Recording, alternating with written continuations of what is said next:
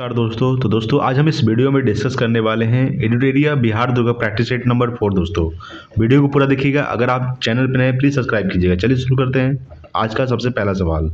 तो आज का सबसे पहला सवाल है दोस्तों कि जब भारतीय न्यायिक पद्धति में लोकहित मुकदमा लाया गया तब भारत के मुख्य न्यायमूर्ति कौन थे दोस्तों? तो कौन थे? याद रखिएगा, पी.एन. भगवती थे। कौन थे? पी.एन. भगवती। ठीक है। जब भारतीय न्यायिक पद्धति में लोकहित मुकदमा लाया गया तब भारत के मुख्य न्यायमूर्ति कौन थे? पी.एन. भगवती। ठीक है। चलिए अगला सवाल देखते हैं। अगला सवाल दोस्तों आपके सामने सेकंड नंबर सवाल है कि संसद में धन विधेयकों के संदर्भ में निम्नलिखित में से कौन सा कथन गलत है दोस्तों? कौन सा कथन गलत पूछ रहा है? ठीक है। तो सबसे पहला है कि यह केवल एक मंत्री द्वारा पेश किया जाता है, ना कि एक निजी सदस्य द्वारा। ये दोस्तों सही है। ठीक है। अगला है कि लोकसभा राज्यसभा की सभी या किसी भी सिफारिश को स्वीकार या अस्वीकार कर सकती है दोस्तों। ये भी सही है दोस्तों। ठीक है। इसे लोकसभा में पेश किया जाता है दोस्तों। ये भी सही है। इसे राज्यसभा द्वारा अस्वीकार या संशोधित किया जाता है दोस्तों। ये गलत है। यानी कि ऑप्शन नंबर क्या हो जाएगा? ऑप्शन नंबर डी हो जाएगा दोस्तों। ठीक है। क्या पूछ रहा है? कौन सा कथन गलत है दोस्तों? यानी कि ऑप्शन नंबर डी हो जाएगा गलत है। इसे राज्यसभा द्वारा अस्वीकार या संशोधित नहीं किया जाता दोस्तों। ठीक है। ऑप्शन डी हो जाएगा दोस्तों। याद रखिएगा दोस्तों, धन विधेयक का जो उल्लेख है दोस्तों अनुच्छेद 110 में। ठीक है। याद रखिएगा कि धन विधेयक का जो उल्लेख अनुच्छेद कितना है? अनुच्छेद 110 में है दोस्तों। ठीक है। चलिए याद रखिएगा। चलिए अगला सवाल देखते हैं। 3 नंबर सवाल दोस्तों आपके सामने है कि संविधान के किस अनुच्छेद में संसद के संयुक्त अधिवेशन की व्यवस्था है दोस्तों? अनुच्छेद 108 में। ठीक है। याद रखिएगा कि संविधान किस अनुच्छेद में? तो संविधान के अनुच्छेद 108 में संसद के संयुक्त अधिवेशन की व्यवस्था है, ज्वाइंट सिटिंग। ठीक है। चलिए अगला सवाल देखते हैं। 4 नंबर सवाल देखिए। 4 नंबर सवाल है कि भारत के संविधान में किस पद का उल्लेख नहीं है दोस्तों? याद रखिएगा, लोकसभा उपाध्यक्ष का उल्लेख है दोस्तों भारत के संविधान में। उप प्रधानमंत्री का उल्लेख नहीं है दोस्तों। यानी कि ऑप्शन नंबर बी हो जाएगा। ठीक है। याद रखिएगा कि भारत के संविधान में उप प्रधानमंत्री का उल्लेख नहीं है। राज्यसभा का उपाध्यक्ष का उल्लेख है दोस्तों। राज्य विधानसभा का उपाध्यक्ष का भी उल्लेख है। उप प्रधानमंत्री का उल्लेख नहीं है भारत के संविधान में। ठीक है। चलिए अगला सवाल देखेंगे। 5 नंबर सवाल देखिएगा। 5 नंबर सवाल है कि निम्नलिखित में से कौन सा संविधान संशोधन राष्ट्रपति को किसी भी मामले को पुनः विचार के लिए मंत्रिमंडल को भेजने की शक्ति प्रदान करता है? तो अनुच्छेद याद रखिएगा दोस्तों 44वां संविधान संशोधन। ठीक है। कौन सा संविधान संशोधन? तो 44वां संविधान संशोधन जो है ये राष्ट्रपति को किसी भी मामले को पुनः विचार के लिए मंत्रिमंडल को भेजने की शक्ति प्रदान करता है। यानी 44वां संविधान संशोधन कब हुआ था? 1978 को हुआ था। ठीक है। 42वां संविधान संशोधन 1976 में हुआ था दोस्तों। ठीक है। याद रखिएगा। चलिए अगला सवाल देखते हैं। 6 नंबर सवाल देखिएगा दोस्तों। 6 नंबर सवाल है कि सर्वोच्च न्यायालय के न्यायाधीश बनने के लिए न्यूनतम आयु क्या है दोस्तों? याद रखिएगा कि सर्वोच्च न्यायालय के न्यायाधीश बनने के लिए न्यूनतम आयु इनमें से कोई नहीं होगा दोस्तों। याद रखिएगा कि सर्वोच्च न्यायालय के न्यायाधीश बनने के लिए इसका न्यूनतम आयु सीमा घोषित नहीं किया गया दोस्तों। यानी कि इनमें से कोई नहीं होगा। ठीक है। ऑप्शन नंबर डी हो जाएगा। ना 30 वर्ष होगा, ना 35 होगा, ना 45 होगा। ठीक है। चलिए अगला देखते हैं दोस्तों। 7 नंबर सवाल देखिए। 7 नंबर सवाल है कि भारत के राष्ट्रपति अपनी शक्तियों का प्रयोग करते हैं दोस्तों तो सीधे अथवा अपने अधीनस्थ अधिकारियों द्वारा। ठीक है। यानी कि ऑप्शन नंबर डी हो जाएगा। ठीक है। यानी भारत के जो राष्ट्रपति है अपनी शक्तियों का जो प्रयोग करते हैं ये सीधे अथवा अपने अधीनस्थ अधिकारियों द्वारा प्रयोग करते हैं। ठीक है। वर्तमान में जो राष्ट्रपति है दोस्तों भारत के 15वें राष्ट्रपति है, द्रौपदी मुर्मू है दोस्तों। याद रखिएगा 15वें राष्ट्रपति है द्रौपदी मुर्मू। ठीक है। याद रखिएगा ये कहाँ के रहने वाली है? ये ओडिशा के मयूरभंज जिला के रहने वाली है। ठीक है दोस्तों। ये कौन सी आदिवासी है दोस्तों? संथाल आदिवासी है। ठीक है। चलिए अगला सवाल देखते हैं। अगला सवाल आपके सामने दोस्तों 8 नंबर सवाल देखिए। 8 है कि भारत में पंचायती राज प्रतिनिधित्व करता है दोस्तों कौन? शक्तियों के विकेंद्रीकरण का, लोगों की सहभागिता का, सामुदायिक विकास का, उपयुक्त सभी। यानी कि ऑप्शन नंबर डी हो जाएगा दोस्तों। ठीक है। शक्तियों के विकेंद्रीकरण का भी करता है, लोगों की सहभागिता का भी करता है और सामुदायिक विकास का भी। यानी भारत में पंचायती राज प्रतिनिधित्व करता है सामुदायिक विकास का, लोगों की सहभागिता का, शक्तियों के विकेंद्रीकरण का। यानी कि ऑप्शन नंबर डी हो जाएगा, उपयुक्त सभी। चलिए अगला देखते हैं। अगला आपके सामने 9 नंबर सवाल देखिए। 9 नंबर सवाल है कि भारत में राजनीतिक दलों का पंजीकरण निम्नलिखित प्रावधानों में से किसके अनुसार किया जाता है दोस्तों? याद रखिएगा किसके अनुसार किया जाता है? तो लोक प्रतिनिधि अधिनियम 1951 के द्वारा। ठीक है। तो भारत में राजनीतिक दलों का जो पंजीकरण है या निम्नलिखित प्रावधानों में से किसके अनुसार किया जाता है? तो लोक प्रतिनिधि अधिनियम 1951 के द्वारा। चलिए अगला सवाल देखेंगे। 10 नंबर सवाल। 10 नंबर सवाल आपके सामने है कि राज्य मानवाधिकार आयोग अपना वार्षिक प्रतिवेदन किसके समक्ष प्रस्तुत करता है दोस्तों? तो राज्य सरकार के समक्ष प्रस्तुत करता है। ठीक है, याद रखिएगा कि राज्य मानवाधिकार आयोग अपना वार्षिक प्रतिवेदन किसके समक्ष प्रस्तुत करता है? तो राज्य सरकार के समक्ष प्रस्तुत करता है दोस्तों। ठीक है, चलिए अगला देखेंगे दोस्तों। 11 नंबर सवाल देखिए। 11 है कि रॉलेट एक्ट का भारतीय राष्ट्रीय कांग्रेस ने विरोध किया क्योंकि इसका लक्ष्य था व्यक्तिगत स्वतंत्रता को सीमित करना। क्या था दोस्तों लक्ष्य इसका? तो व्यक्तिगत स्वतंत्रता को सीमित करना इसका लक्ष्य था। किसका? तो रॉलेट एक्ट कब हुआ था दोस्तों? ये 1919 में हुआ था, याद रखिएगा। रॉलेट एक्ट कब हुआ था? 1919 में। रॉलेट एक्ट को काला कानून भी कहा जाता है। ठीक है, रॉलेट एक्ट भी क्या था दोस्तों? ना अपील, ना बिना वकील, बिना दलील या बिना अपील का कानून था दोस्तों रॉलेट एक्ट। ठीक है, तो रॉलेट एक्ट का भारतीय राष्ट्रीय कांग्रेस ने विरोध क्यों किया? क्योंकि व्यक्तिगत स्वतंत्रता को सीमित करना था इसका लक्ष्य। 11 का ऑप्शन नंबर डी हो जाएगा। अगला देखते हैं 12 नंबर सवाल देखिएगा कि निम्नलिखित में से कौन आत्मीय सभा के संस्थापक थे दोस्तों? तो राजा राम मोहन राय। याद रखिएगा, राजा राम मोहन राय ने आत्मीय सभा की स्थापना किए थे। राजा राम मोहन राय दोस्तों, याद रखिएगा। ठीक है, बात करेंगे कि राजा राम मोहन राय ने ब्रह्मा समाज की स्थापना किए थे 1828 में। ठीक है, 1828 में ब्रह्मा समाज की भी स्थापना किए थे। 1828 में ब्रह्मा समाज। ठीक है, ब्रह्मा समाज। ठीक है, ब्रह्मा समाज की स्थापना किसने किया था? राजा राम मोहन राय ने। कब किए थे? तो 1828 में किए थे। आत्मीय सभा के संस्थापक कौन थे? राजा राम मोहन राय दोस्तों, याद रखिएगा। और बात करेंगे कि सती प्रथा को अंत किसने किया था? तो राजा राम मोहन राय और लॉर्ड विलियम बेंटिंक के दोनों के सहयोग से सती प्रथा को अंत कर दिया गया था 1829 में। कब कर दिया गया था? 1829 में सती प्रथा को अंत कर दिया गया था राजा राम मोहन राय और लॉर्ड विलियम बेंटिंक के सहयोग से। राजा राम मोहन राय को राजा की उपाधि किसने दिया था? तो राजा राम मोहन राय को राजा की उपाधि अकबर द्वितीय ने दिया था। किसने दिया था? अकबर द्वितीय ने राजा राम मोहन राय को राजा की उपाधि दिया था। अगर बात करेंगे कि स्वामी दयानंद सरस्वती, याद रखिएगा दोस्तों। ठीक है, स्वामी दयानंद सरस्वती। ठीक है, उससे बात करेंगे स्वामी विवेकानंद ने। अगर बात करें स्वामी दयानंद सरस्वती 1875 में। ठीक है, याद रखिएगा 1875 में दोस्तों, याद रखिएगा 1875 में आर्य समाज का स्थापना किए थे स्वामी दयानंद सरस्वती ने। कब किए थे? आर्य समाज की स्थापना 1875 में। रविन्द्रनाथ टैगोर को साहित्य के लिए, ठीक है, याद रखिएगा, साहित्य के नोबेल पुरस्कार कब दिया गया था? 1913 में दिया गया था दोस्तों। ठीक है, रविन्द्रनाथ टैगोर ने जालियांवाला बाग हत्याकांड के निराश होकर रविन्द्रनाथ टैगोर ने सर की उपाधि लौटा दी थी। कौन सी उपाधि? सर की उपाधि लौटा दिए थे रविन्द्रनाथ टैगोर दोस्तों। ठीक है, याद रखिएगा। चलिए, रामकृष्ण मिशन की स्थापना किसने किया था? तो स्वामी विवेकानंद ने किया था दोस्तों। कब किए थे? 1897 में किए थे, याद रखिएगा 1897 में। ठीक है, 1897 में स्वामी विवेकानंद जी ने रामकृष्ण मिशन की स्थापना किए थे। 1875 में आर्य समाज की स्थापना स्वामी दयानंद सरस्वती ने किए थे। ब्रह्मा समाज की स्थापना राजा राम मोहन राय ने किए थे। चलिए अगला सवाल देखते हैं। अगला सवाल है दोस्तों 13 नंबर सवाल। 13 नंबर सवाल है कि हुमायूं द्वारा लड़े गए 4 प्रमुख युद्धों में सही क्रम कौन सा है? तो देवरा, चौसा, कन्नौज और सरहिंद, यानी कि ऑप्शन नंबर डी हो जाएगा। ठीक है, सबसे पहले देवरा का युद्ध लड़ा गया था, उसके बाद चौसा का युद्ध, कन्नौज का युद्ध, उसके बाद सरहिंद का युद्ध। ये जो चारों युद्ध है ये हुमायूं के द्वारा लड़े गए युद्ध है दोस्तों। ठीक है, याद रखिएगा, देवरा का युद्ध, चौसा का युद्ध, कन्नौज का युद्ध और सरहिंद का युद्ध। ठीक है, चलिए, हुमायूं किसका बेटा है दोस्तों? हुमायूं जो है ये बाबर का बेटा है। ठीक है, चलिए अगला देखते हैं। अगला सबके सामने 14 नंबर सवाल देखिएगा कि मालाबार में मोपला विद्रोह 1921 किसका परिणाम है दोस्तों? किसका परिणाम था? तो खिलाफत आंदोलन। ठीक है, याद रखिएगा। तो मालाबार में मोपला विद्रोह जो हुआ था 1921 में, ये किसका परिणाम था? खिलाफत आंदोलन। असहयोग आंदोलन दोस्तों, याद रखिएगा। असहयोग आंदोलन किसके द्वारा शुरू किया गया था? महात्मा गांधी द्वारा। कब शुरू हुआ था? 1920 में शुरू हुआ था और 1922 तक चला था दोस्तों। कब से चला था? 1922 तक शुरू हुआ था 1920 में और 1922 से चला था असहयोग आंदोलन। याद रखिए दोस्तों कि असहयोग आंदोलन 1922 में शुरू हुआ था, 1920 में स्थगित कर दिया गया था 1922 में। क्यों स्थगित किया गया था? क्योंकि 5 फरवरी 1922 को, ठीक है, याद रखिएगा, 5 फरवरी 1922 को एक घटना हुआ था जिसका नाम है चौरा चौरी कांड हुआ था दोस्तों, जिसमें करीब 22 लोग मारे गए थे दोस्तों। याद रखिएगा 22 पुलिसकर्मी मारे गए थे। ये जो चौरा चौरी घटना हुआ था ये कहाँ हुआ था? गोरखपुर, उत्तर प्रदेश से गोरखपुर में हुआ था, जिसमें 22 पुलिसकर्मी मारे गए थे। इसी से नाराज होकर महात्मा गांधी ने जो असहयोग आंदोलन शुरू किए थे उसको 1922 में समाप्त कर दिया था। किसके द्वारा? महात्मा गांधी के द्वारा समाप्त कर दिया गया था। किस घटना के बाद? तो चौरा चौरी घटना के बाद जो 5 फरवरी 1922 को हुआ था। ठीक है, याद रखिएगा। चलिए अगला सवाल देखते हैं। अगला सवाल दोस्तों आपके सामने 15 नंबर सवाल देखिए। 15 नंबर सवाल है कि किसने कहा था कि आज़ादी हमारी पहुंच के अंतर्गत है, हमें इसे कसकर पकड़ना चाहिए? ये महात्मा गांधी ने कहे थे। याद रखिएगा कि किसने कहा था कि आज़ादी हमारी पहुंच के अंतर्गत है, इसे कसकर पकड़ना चाहिए? महात्मा गांधी। ठीक है, चलिए अगला सवाल देखते हैं।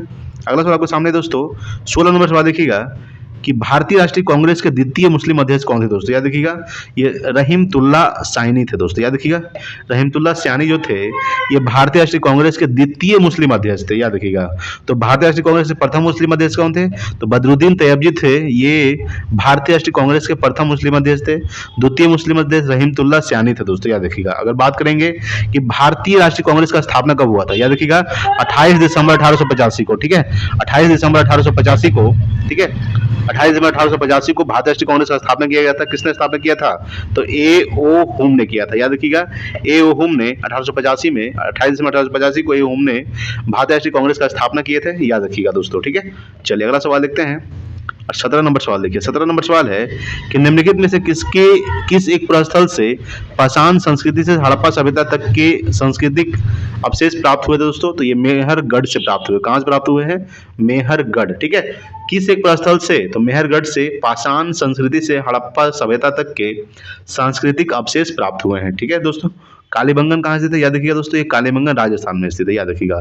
यहाँ से चूड़ी का प्रमाण मिला था दोस्तों, याद रखिएगा, ठीक है। कालीबंगन से अगर बात करेंगे कि लोथल कहाँ है दोस्तों, लोथल जो स्थित है गुजरात में स्थित है। लोथल क्या है दोस्तों, एक बंदरगाह है, ठीक है, याद रखिएगा। लोथल जो है ये भोगवा नदी किनारे स्थित है। क्या है, भोगवा नदी किनारे स्थित है दोस्तों लोथल। लोथल क्या है दोस्तों, एक बंदरगाह है, याद रखिएगा, ठीक है। लोथल कहाँ स्थित है, गुजरात में स्थित है। गोदीबाड़ा दोस्तों, याद रखिएगा, ये लोथल से ही मिला था गोदीबाड़ा, ठीक है, याद रखिएगा। चलिए अगला सवाल देखेंगे। 18 नंबर सवाल देखिए। 18 नंबर सवाल है कि गौतम बुद्ध को एक देवता का स्थान किस राजा के समय प्राप्त हुआ दोस्तों, याद रखिएगा।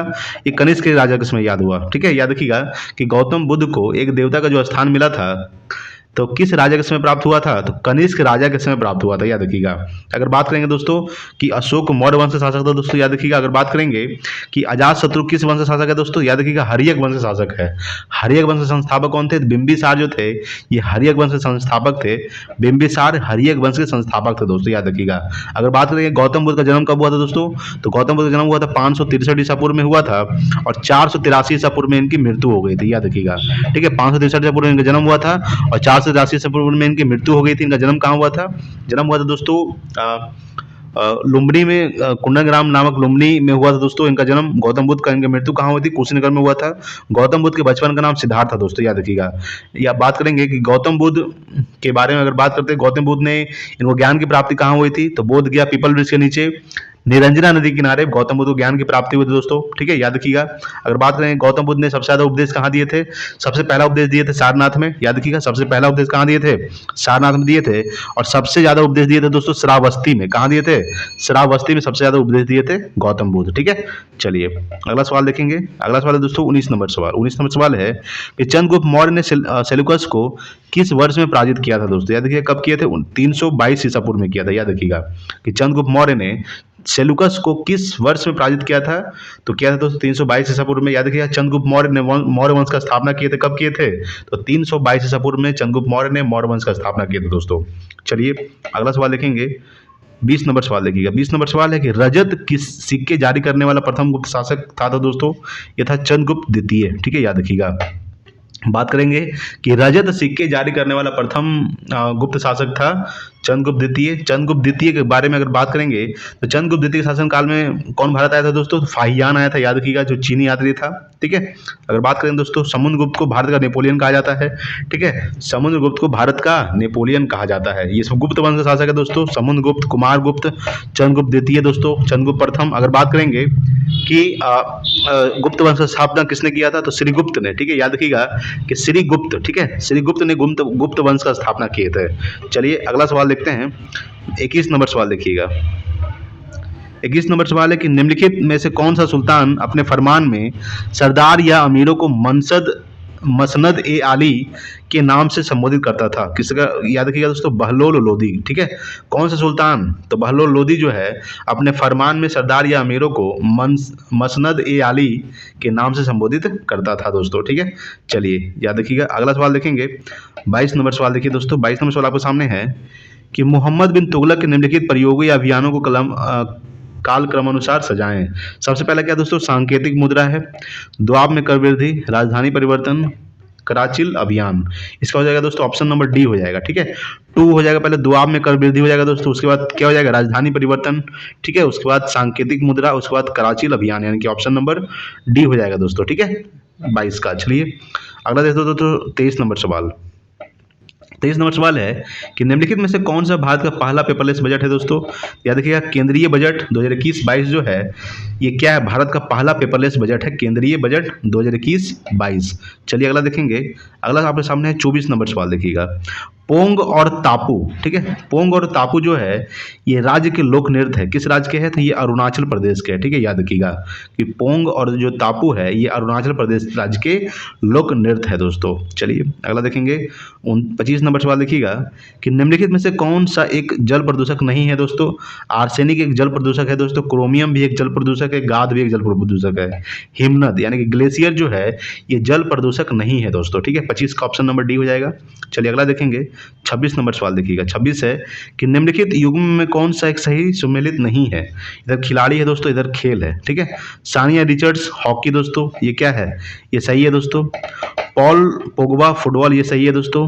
पामेला जेमिलो भारोत्तोलन, ये गलत है दोस्तों। पामेला जेमिलो जो है ये धावक है दोस्तों। क्या है, पामेला जेमिलो जो है ये क्या है, धावक है, भारोत्तोलन नहीं है दोस्तों, यानी कि ऑप्शन नंबर सी हो जाएगा इसका। ठीक है, किरण पोलार्ड क्रिकेट दोस्तों, ये सही है। ठीक है, यानी कि ऑप्शन नंबर सी हो जाएगा 26 का, ये सुमेलित नहीं है। पामेला जेमिलो जो है ये क्या है दोस्तों, ये धावक है। ठीक है, रनर है दोस्तों। अगला देखेंगे 27 नंबर सवाल, देखिएगा कि निम्नलिखित में से किस विद्वान ने मानव विकास की अवधारणा की शुरुआत की थी दोस्तों। याद किसने किया था, तो डॉक्टर महबूब उल हक ने किया था। किसने किया था, डॉक्टर महबूब उल हक ने मानव विकास की अवधारणा को शुरुआत किया था। चलिए अगला देखेंगे 28 नंबर सवाल, देखिए 28 नंबर सवाल है कि WTO का पूर्ववर्ती नाम था दोस्तों, ये था GATT। ठीक है, क्या था, GATT जो था ये WTO का पूर्ववर्ती नाम था। WTO का स्थापना कब हुआ था, याद रखिएगा 1 जनवरी। ठीक है, 1 जनवरी 1995 को, 1 जनवरी 1995 को, 1995 को। ठीक है, 1 जनवरी 1995 को किसका स्थापना हुआ था, तो WTO का स्थापना हुआ था। WTO का जो मुख्यालय स्थित है ये जेनेवा में स्थित है। कहाँ स्थित है, जेनेवा दोस्तों। ठीक है, याद रखिएगा। चलिए अगला देखेंगे। अगला दोस्तों 29 नंबर सवाल कि सिलिकॉन वैली कहाँ स्थित है, ये सैन फ्रांसिस्को में स्थित है दोस्तों। ठीक है, सिलिकॉन वैली कहाँ स्थित है, सैन फ्रांसिस्को के पास स्थित है सिलिकॉन वैली। चलिए अगला देखेंगे 30 नंबर सवाल, देखिएगा। 30 नंबर सवाल है कि एक पारिस्थितिकी तंत्र के जैविक घटकों में शामिल है दोस्तों, क्या शामिल है, उपभोक्ता, ठीक है, उत्पादक, उपभोक्ता और उपघटक, यानी कि ऑप्शन नंबर सी हो जाएगा दोस्तों। याद रखिएगा, एक पारिस्थितिकी तंत्र के जैविक घटकों में शामिल है उत्पादक, उपभोक्ता एवं अपघटक। ठीक है, चलिए अगला सवाल देखेंगे। अगला सवाल आपके सामने है 31 नंबर सवाल है दोस्तों कि नेशनल ग्रीन ट्रिब्यूनल भारत सरकार द्वारा स्थापित किया गया था, तो 2010 में स्थापित किया गया था। याद रखिएगा कि नेशनल ग्रीन ट्रिब्यूनल भारत सरकार द्वारा स्थापित किया गया था 2010 में। चलिए अगला देखेंगे 32 नंबर सवाल, देखिए 32 है कि जैविक ऑक्सीजन डिमांड एक प्रकार का प्रदूषण सूचकांक है दोस्तों। याद रखिएगा, जलीय वातावरण का, यानी कि ऑप्शन नंबर ए हो जाएगा, जलीय वातावरण का दोस्तों। किसका है, जलीय वातावरण का। ठीक है, तो जैविक ऑक्सीजन डिमांड जो है एक प्रकार का प्रदूषण सूचकांक है जलीय वातावरण का, यानी कि ऑप्शन नंबर ए हो जाएगा 32 का। अगला दोस्तों 33 नंबर सवाल कि राष्ट्रीय युवा दिवस 2023 का विषय था दोस्तों, क्या था, तो विकसित युवा विकसित भारत। ठीक है, याद रखिएगा कि राष्ट्रीय युवा दिवस कब मनाया जाता है, तो 12 जनवरी को। ठीक है, स्वामी विवेकानंद जी की जयंती पर 12 जनवरी को राष्ट्रीय युवा दिवस मनाया जाता है दोस्तों। याद रखिएगा, तो राष्ट्रीय युवा दिवस 2023 का विषय था विकसित युवा विकसित भारत। चलिए अगला देखेंगे 34 नंबर सवाल, देखिए 34 नंबर सवाल है कि हाल ही में प्रसिद्ध व्यक्तित्व वाणी जयराम का निधन हो गया, उनका संबंध किस क्षेत्र से था दोस्तों, उनका संबंध था संगीत से। याद रखिएगा, तो हाल ही में प्रसिद्ध व्यक्तित्व वाणी जयराम का निधन हो गया, उनका संबंध किस क्षेत्र से था, संगीत से। अगला देखेंगे 35 नंबर सवाल कि 74वां गणतंत्र दिवस की झांकी में किस राज्य की झांकी को प्रथम स्थान दिया गया दोस्तों। याद रखिएगा, ये दिया गया दोस्तों उत्तराखंड। ठीक है, याद रखिएगा कि 74वां गणतंत्र दिवस की झांकी में किस राज्य की झांकी को, तो उत्तराखंड की राज्य की झांकी को प्रथम स्थान दिया गया, यानी कि ऑप्शन नंबर सी हो जाएगा। चलिए अगला देखेंगे 36 नंबर सवाल, देखिएगा 36 नंबर सवाल है कि दादा साहेब फाल्के अंतर्राष्ट्रीय पुरस्कार हेतु किस फिल्म को बेस्ट फिल्म के लिए चुना गया दोस्तों। याद रखिएगा, द कश्मीर फाइल्स को चुना गया। ठीक है, यानी कि दादा साहेब फाल्के अंतर्राष्ट्रीय पुरस्कार हेतु किस फिल्म को, तो द कश्मीर फाइल को बेस्ट फिल्म के लिए चुना गया है। अगला देखेंगे 37 नंबर सवाल, देखिएगा कि भारतीय वायुसेना के नए उप प्रमुख कौन बने हैं। ये बने हैं दोस्तों अमरप्रीत सिंह। ठीक है, याद रखिएगा कि भारतीय वायुसेना के नए उप प्रमुख कौन बने हैं? अमरप्रीत सिंह। ठीक है। भारतीय वायुसेना दिवस कब मनाया जाता है दोस्तों? याद रखिएगा 8 अक्टूबर को। ठीक है। 8 अक्टूबर को भारतीय वायुसेना दिवस मनाया जाता है। ठीक है। 15 जनवरी को थल सेना दिवस मनाया जाता है और 4 दिसंबर को नौ सेना दिवस मनाया जाता है दोस्तों। ठीक है, याद रखिएगा। तो भारतीय वायुसेना के नए उप प्रमुख कौन बने हैं? अमरप्रीत सिंह। चलिए अगला देखेंगे। 38 नंबर सवाल आपके सामने है कि आर्थिक सर्वेक्षण 2023 के अनुसार नारियल उत्पादन में किस राज्य का प्रथम स्थान है दोस्तों? ये दोस्तों केरल का। ठीक है, याद रखिएगा कि आर्थिक सर्वेक्षण 2023 के अनुसार नारियल उत्पादन में किस राज्य का स्थान प्रथम है? वो है दोस्तों केरल का। चलिए अगला देखेंगे। 39 नंबर सवाल है कि 17वां वन स्थिति रिपोर्ट 2021 के अनुसार भारत के कितने राज्यों या केंद्रशासित प्रदेशों ने 33% भूभाग पर वनावरण लक्ष्य को प्राप्त किया है? कितना राज्य? तो 17 राज्य दोस्तों, याद रखिएगा कि 17वां वन स्थिति रिपोर्ट 2021 के अनुसार भारत के कितने राज्यों या केंद्रशासित प्रदेशों ने 33% भूभाग पर वनावरण लक्ष्य को प्राप्त किया है? कितने राज्य? 17 राज्य दोस्तों। ठीक है, यानी कि ऑप्शन नंबर ए हो जाएगा 39 का। और देखेंगे दोस्तों 40 नंबर सवाल देखिएगा। 40 नंबर सवाल है कि पहली बार बीसीसीआई द्वारा आयोजित महिला प्रीमियर लीग 2023 में कुल कितने टीम भाग लेगी दोस्तों? याद रखिए कितने टीम भाग लेगी? 5 टीम भाग लेगी दोस्तों, याद रखिएगा।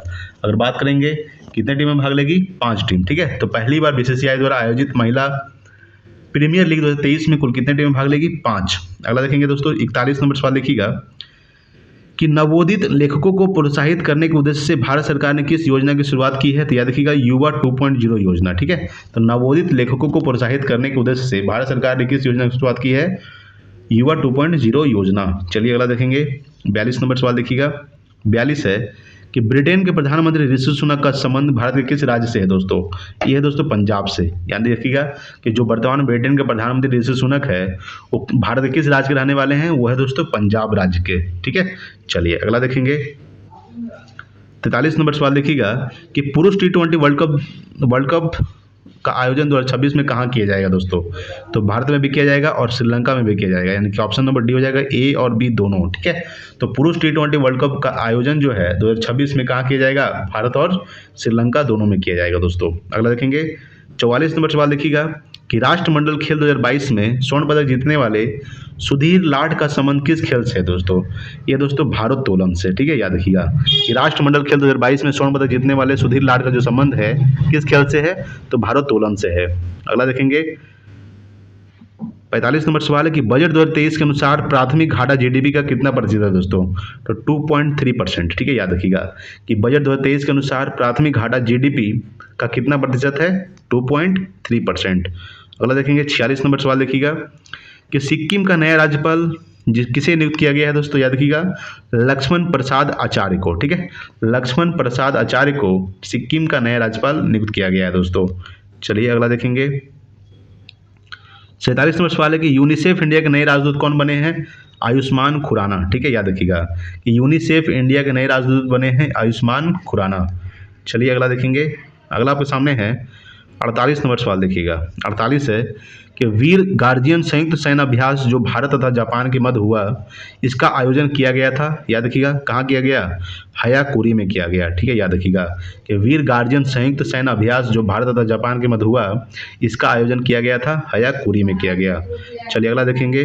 49 नंबर सवाल देखिएगा। 49 है कि प्रधानमंत्री नरेंद्र मोदी द्वारा आदि महोत्सव का शुभारंभ कहाँ किया गया दोस्तों? ये किया गया दोस्तों, याद रखिएगा नई दिल्ली, लद्दाख, छत्तीसगढ़ या फिर उड़ीसा। ये नई दिल्ली में किया गया दोस्तों। ठीक है, तो प्रधानमंत्री नरेंद्र मोदी द्वारा आदि महोत्सव का शुभारंभ है ये कहाँ किया गया है? नई दिल्ली में किया गया है। अगला देखेंगे। 50 नंबर सवाल देखिए। 50 है कि T20 cricketer of the year 2022 का अवार्ड किसे दिया गया दोस्तों? ये दिया गया है सूर्य कुमार यादव को। याद रखिएगा कि T20 cricketer of the year 2022 का जो अवार्ड है ये किसे दिया गया है? सूर्य कुमार यादव को दिया गया है। अगला देखेंगे।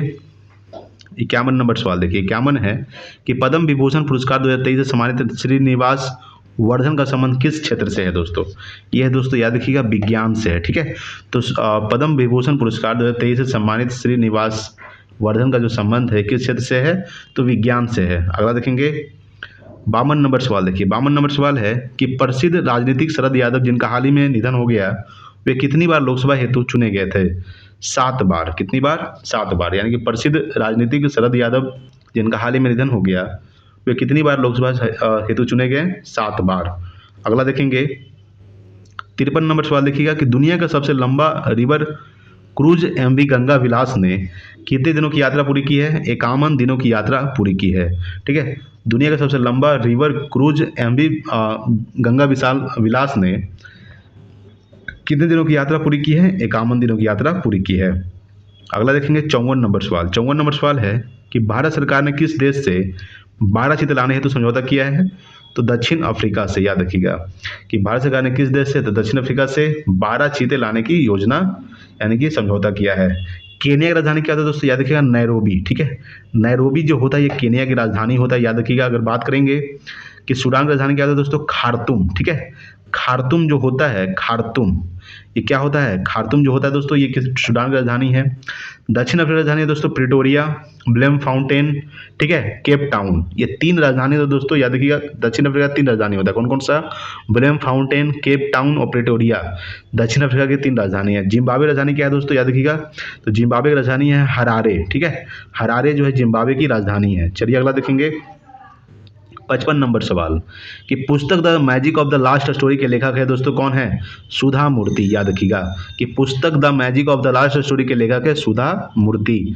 चलिए अगला देखेंगे 56 नंबर सवाल देखिएगा कि प्रतिवर्ष समर्पण दिवस मनाया जाता है 11 फरवरी को। ठीक है, 11 फरवरी को प्रतिवर्ष समर्पण दिवस मनाया जाता है दोस्तों। ठीक है, याद रखिएगा। अगला देखेंगे आपके सामने 57 नंबर सवाल देखिएगा। 57 नंबर सवाल है कि शहाबुद्दीन चप्पू को किस देश का नया राष्ट्रपति बनाया गया दोस्तों? याद रखिएगा कि शहाबुद्दीन चप्पू को किस देश का? तो बांग्लादेश का राष्ट्रपति बनाया गया है शहाबुद्दीन चप्पू को। याद रखिएगा दोस्तों कि बांग्लादेश की राजधानी क्या है दोस्तों? ढाका। ठीक है, बांग्लादेश की मुद्रा क्या है दोस्तों? टका। बिम्स्टेक का मुख्यालय कहाँ स्थित है? तो बांग्लादेश की राजधानी ढाका में बिम्स्टेक का मुख्यालय स्थित है दोस्तों। याद रखिएगा। अगर बात करेंगे कि भारत के 5 राज्य बांग्लादेश के साथ सीमा साझा करता है। कितने राज्य? भारत के 5 राज्य बांग्लादेश के साथ सीमा साझा करता है। सबसे ज्यादा कौन करता है दोस्तों? तो वेस्ट बंगाल करता है दोस्तों। याद रखिएगा पश्चिम बंगाल जो है वो सबसे ज्यादा बांग्लादेश के साथ सीमा साझा करता है दोस्तों। ठीक है, त्रिपुरा जो है बांग्लादेश के तीनों ओर से घिरा हुआ है। ब्रह्मपुत्र नदी को बांग्लादेश में याद रखिएगा जमुना के नाम से और गंगा नदी को बांग्लादेश में पद्मा के नाम से जाना जाता है दोस्तों। ठीक है, याद रखिएगा। चलिए अगला देखते हैं। तो बांग्लादेश के वर्तमान प्रधानमंत्री कौन है दोस्तों? याद रखिएगा। तो बांग्लादेश के प्रधानमंत्री है शेख हसीना। ठीक है, चलिए अगला देखेंगे।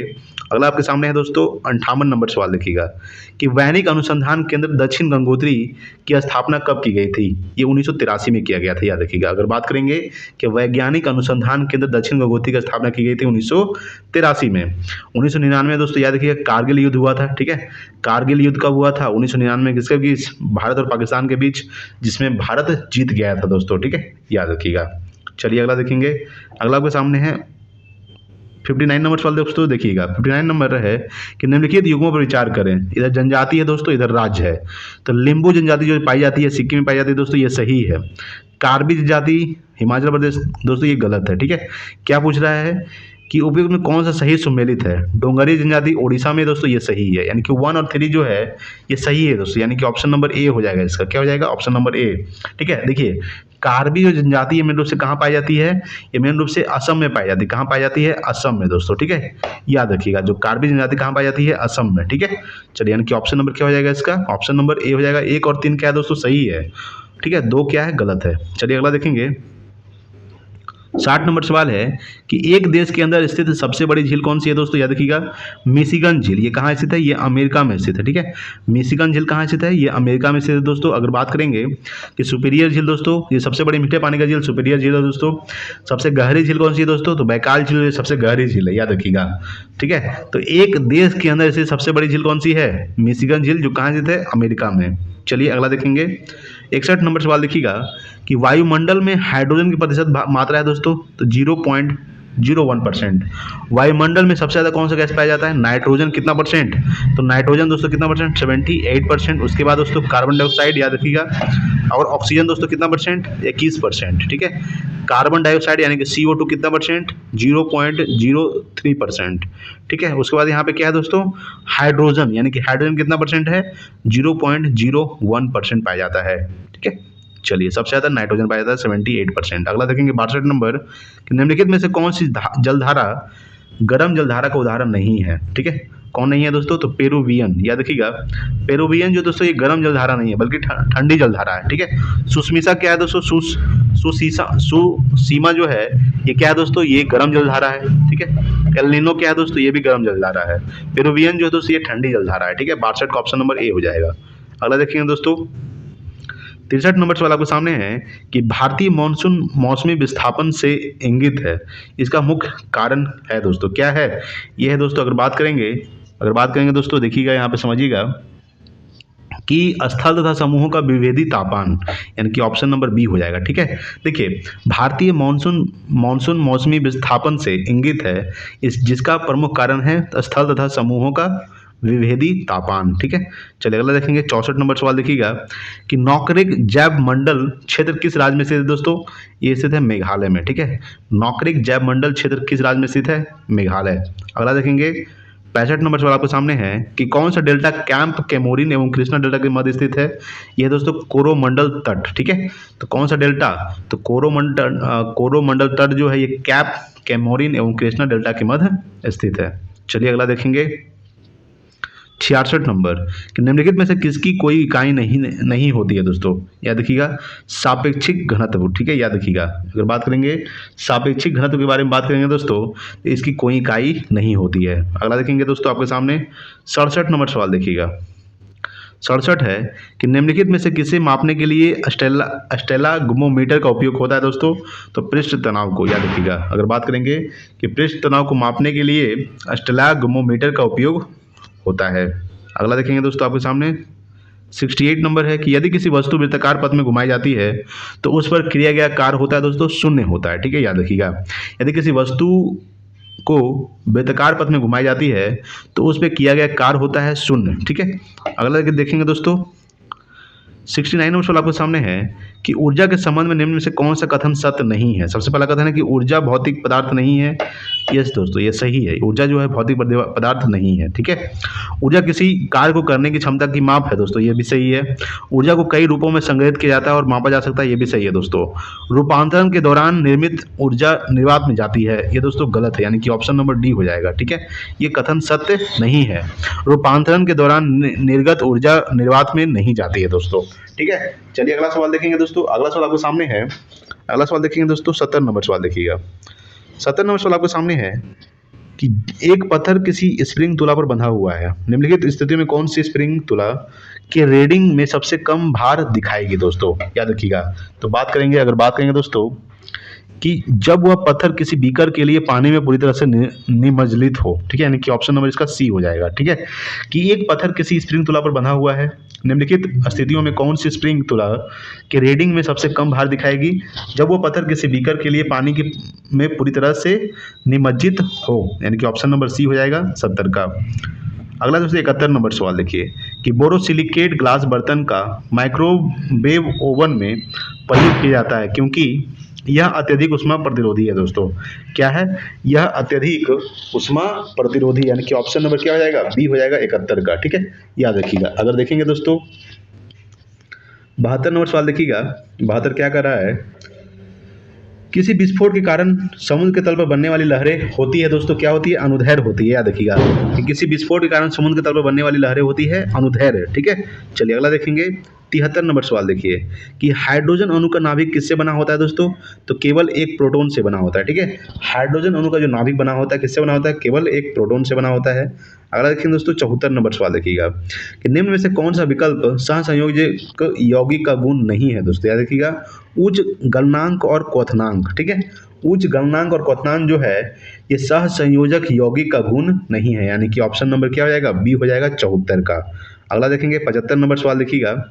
75 नंबर सवाल आपके सामने है कि इथेनॉल को इथेन में परिवर्तित करने के लिए डिहाइड्रेटिंग एजेंट के रूप में उपयोग किया जाता है दोस्तों, किसका उपयोग किया जाता है, तो सांद्र सल्फ्यूरिक अम्ल का, ठीक है। इथेनॉल को इथेन में परिवर्तित करने के लिए डिहाइड्रेटिंग एजेंट के रूप में उपयोग किया जाता है सांद्र सल्फ्यूरिक अम्ल, ठीक है। चलिए अगला देखेंगे 76 नंबर सवाल देखिएगा कि आधुनिक आवर्त सारणी में प्रथम धात्विक धातु है दोस्तों लिथियम, ठीक है, Li। आधुनिक आवर्त सारणी में प्रथम धात्विक तत्व है लिथियम। अगला देखेंगे दोस्तों आपके सामने 77 नंबर सवाल देखिएगा कि उदासीन गैसीय परमाणु के वायतम कक्षा या कोष से एक इलेक्ट्रॉन को हटाने के लिए निम्न में से किसकी आवश्यकता होती है दोस्तों, आयनन ऊर्जा का, ठीक है। याद रखिएगा कि उदासीन गैसीय परमाणु के वायतम कक्षा या कोष से एक इलेक्ट्रॉन को हटाने के लिए निम्न में से किसकी आवश्यकता होती है, आयनन ऊर्जा। चलिए अगला देखेंगे 78 नंबर सवाल देखिएगा कि निम्न में से प्रति अम्ल के संगठक के रूप में किसका प्रयोग किया जाता है या किसका किया जाता है? तो सोडियम हाइड्रोजन कार्बोनेट का। याद रखिएगा, अगर बात करेंगे किसका किया जाता है दोस्तों, तो किया जाता है सोडियम हाइड्रोजन कार्बोनेट। ठीक है, तो निम्न में से प्रति अम्ल के संगठक के रूप में किसका प्रयोग किया जाता है? सोडियम हाइड्रोजन कार्बोनेट का। चलिए अगला देखेंगे 79 नंबर सवाल है कि जब सिल्वर ब्रोमाइड को सूर्य की रोशनी में रखा जाता है तब कौन सी गैस बनती है? ये बनती है दोस्तों ब्रोमीन गैस। याद रखिएगा कि जब सिल्वर ब्रोमाइड को सूर्य की रोशनी में रखा जाता है तब कौन सी गैस बनती है? ब्रोमीन गैस बनती है। अगला देखेंगे 70 यानी कि 80 नंबर सवाल कि उस क्रिया को क्या कहते हैं जिसके द्वारा कोई धातु अपने आसपास उपस्थित नमी, एसिड इत्यादि द्वारा प्रभावित होती है? उसे कहते हैं दोस्तों, याद रखिएगा, अगर बात करेंगे उसे क्या कहते हैं? उसे कहते हैं दोस्तों संक्षारण। ठीक है, उस क्रिया को क्या कहते हैं? उसे कहते हैं संक्षारण, जिसके द्वारा कोई धातु अपने आसपास उपस्थित नमी, एसिड इत्यादि द्वारा प्रभावित होती है। अगला देखेंगे दोस्तों 81 नंबर सवाल देखिएगा। 81 नंबर सवाल है कि निम्नलिखित में से कौन सा शब्द पशु व्यवहार के जैविक अध्ययन का सबसे अच्छा वर्णन करता है? दोस्तों इथेलॉजी। कौन करता है? इथोलॉजी। ठीक है, कौन सा शब्द पशु व्यवहार के जैविक अध्ययन का सबसे अच्छा वर्णन करता है? इथोलॉजी। चलिए अगला देखेंगे 82 नंबर सवाल देखिएगा। किस कोशिकांग को कोशिका का मास्टर कहा जाता है? तो नाभिक को। ठीक है, नाभिक को कोशिका का मास्टर कहा जाता है दोस्तों। ठीक है, माइटोकॉन्ड्रिया को क्या कहा जाता है? Power house of the cell कहा जाता है। ठीक है, power house of the cell यानी कोशिका का सत्याग्रही कहा जाता है माइटोकॉन्ड्रिया को। चलिए अगला देखेंगे 83 नंबर सवाल देखिएगा कि निम्नलिखित में से कौन सा स्थायी ऊतक एक पौधे को कठोर और मजबूत बनाता है? दोस्तों तो स्क्लेरेन काइमा। ठीक है, स्क्लेरेन काइमा जो है ये कौन सी ऊतक एक पौधे को कठोर और मजबूत बनाता है? स्क्लेरेन काइमा, यानी कि ऑप्शन नंबर डी हो जाएगा 83 का। अगला देखेंगे 84 नंबर सवाल देखिए। 84 है कि निम्नलिखित में से कौन सा दूध प्रोटीन है? दोस्तों केसिन। ठीक है, केसिन क्या है? ये प्रोटीन है केसिन। ठीक है, चलिए अगला देखेंगे 85 नंबर सवाल देखिए। 85 है कि जिन अंगों की मूल संरचना भिन्न होती है लेकिन दिखने में एक जैसे होते हैं और उनके कार्य भी समान होते हैं, उन्हें क्या कहा जाता है? उन्हें कहा जाता है समरूप अंग कहा जाता है। ठीक है, याद रखिएगा कि जिन अंगों की मूल संरचना भिन्न होती है लेकिन दिखने में एक जैसे होते हैं और उनके कार्य भी समान होते हैं, उन्हें क्या कहा जाता है? समरूप अंग कहा जाता है। चलिए अगला देखेंगे 86 नंबर सवाल देखिएगा कि निम्नलिखित में से कौन एक अंतः परजीवी का उदाहरण है? दोस्तों याद रखिएगा फीता कृमि। ठीक है, फीता कृमि क्या है? एक अंतः परजीवी का उदाहरण है फीता कृमि। अगला देखेंगे दोस्तों 87 नंबर सवाल देखिए। 87 है कि ऑक्टोपस के खून का रंग कैसा होता है? दोस्तों याद रखिएगा ये नीला होता है। ठीक है, तो ऑक्टोपस के खून का रंग जो होता है ये नीला होता है। अगला देखेंगे 88 नंबर सवाल देखिएगा कि मानव शरीर के किस अंग पर एंजियोप्लास्टी की जाती है? तो हृदय पर। ठीक है, याद रखिएगा कि मानव शरीर के किस अंग पर? तो हृदय पर एंजियोप्लास्टी की जाती है। चलिए अगला देखेंगे 89 नंबर सवाल देखिएगा कि मनुष्यों में बौनेपन के लिए निम्नलिखित में से क्या उत्तरदायी है? दोस्तों पीयूष ग्रंथि। ठीक है, याद रखिएगा कि मनुष्यों में बौनेपन के लिए क्या उत्तरदायी है? पीयूष ग्रंथि। अगला देखेंगे दोस्तों 90 नंबर सवाल देखिएगा कि इनमें से किस रोग से पीड़ित रोगी भी नेत्रदान कर सकता है? तो मधुमेह से पीड़ित रोगी भी नेत्रदान कर सकता है। दोस्तों याद रखिएगा कि इनमें से किस रोग से पीड़ित रोगी भी नेत्रदान कर सकता है, यानी कि मधुमेह रोग से पीड़ित रोगी भी नेत्रदान कर सकता है। दोस्तों याद रखिएगा इंसुलिन की कमी से कौन सा रोग होता है? मधुमेह रोग होता है। दोस्तों रेबीज का खोज किसने किया था? लुई पास्चर ने किया था। दोस्तों रेबीज के टीका की खोज किसने किया था? लुई पास्चर ने किया था। ठीक है, चलिए अगला देखेंगे दोस्तों 91 नंबर सवाल देखिए। 91 है कि निम्नलिखित में से कौन सा पदार्थ तंबाकू में मौजूद होता है? निकोटीन। याद रखिएगा निकोटीन दोस्तों यानी कि पदार्थ जो है ये तंबाकू में रहता है। कैफीन दोस्तों याद रखिएगा कॉफी में रहता है। दोस्तों कैफीन। थीन दोस्तों चाय में रहता है। याद रखिएगा 92 है कि निम्न में से लघु उद्योगों की क्या समस्या है? दोस्तों ये है, बात करेंगे कि अगर बात करेंगे दोस्तों कि लघु उद्योगों, ठीक है, तो लघु उद्योगों की समस्या क्या है? पूंजी का अभाव, विपणन जानकारी का अभाव, कच्चे माल का अभाव, यानी कि ऑप्शन नंबर डी हो जाएगा उपयुक्त सभी। ठीक है, चलिए अगला देखेंगे 93 नंबर सवाल देखिए। 93 है कि सेन वैट का संबंध है तो केंद्रीय शुल्क उत्पाद से। याद रखिएगा केंद्रीय उत्पाद शुल्क से। सेन वैट का संबंध है केंद्रीय उत्पाद शुल्क से। अगला देखेंगे 94 नंबर सवाल देखिएगा कि भारत में कागजी मुद्रा प्रथम बार कब शुरू की गई थी? ये क्या है दोस्तों? याद रखिएगा 1862 में। ठीक है, तो भारत में कागजी मुद्रा प्रथम बार कब शुरू की गई थी? 1862। चलिए अगला देखेंगे 95 के निम्न में से कौन सा एक भारतीय रिजर्व बैंक का कार्य नहीं है दोस्तों? साख सृजन, ठीक है, साख सृजन जो है ये भारतीय रिजर्व बैंक का कार्य नहीं है। साख नियंत्रण इसका कार्य है दोस्तों, ठीक है। मौद्रिक नीति का निर्माण इसका कार्य है किसका? रिजर्व बैंक का, ठीक है। अनुसूचित वाणिज्य बैंकों की शिखर संस्था के रूप में इसका भी कार्य है। आरबीआई का स्थापना कब हुआ था दोस्तों? याद रखिएगा 1 अप्रैल, ठीक है, 1 अप्रैल 1935 को, ठीक है, 1 अप्रैल 1935 को आरबीआई का स्थापना हुआ था। आरबीआई का राष्ट्रीयकरण कब किया गया था? 1949 में किया गया था, ठीक है, याद रखिएगा। आरबीआई के वर्तमान में जो गवर्नर है वो शक्तिकांत दास है दोस्तों। कौन है? शक्तिकांत दास जो है ये वर्तमान में आरबीआई के गवर्नर है, जो 25वें गवर्नर है दोस्तों। क्या गवर्नर है? 25वें, ठीक है, याद रखिएगा। चलिए अगला सवाल देखते हैं। अगला दोस्तों आपके सामने मैथ का सवाल है, 96 नंबर सवाल है दोस्तों। इसका आंसर जो हो जाएगा आपके सामने, इसका आंसर हो जाएगा दोस्तों, ठीक है, याद रखिएगा 17 हो जाएगा दोस्तों। क्या हो जाएगा? 17, ठीक है। इसको आप लोग बना लीजिएगा, सॉल्व कर लीजिएगा। अगला देखेंगे 97 नंबर जो सवाल दोस्तों आपके सामने, इसका जो आंसर होगा हो जाएगा दोस्तों 75 हो जाएगा। क्या हो जाएगा? 75, ठीक है। चलिए अगला देखेंगे 98 नंबर सवाल दोस्तों आपके सामने, इसका जो आंसर हो जाएगा 98 का, याद रखिएगा 4 हो जाएगा दोस्तों, यानी कि ऑप्शन नंबर डी हो जाएगा 4, ठीक है। चलिए अगला देखेंगे 99 नंबर सवाल। देखिए 99 का जो दोस्तों इसका आंसर हो जाएगा आपके सामने, याद रखिएगा 400 मीटर हो जाएगा। क्या हो जाएगा दोस्तों? 400 मीटर, ठीक है।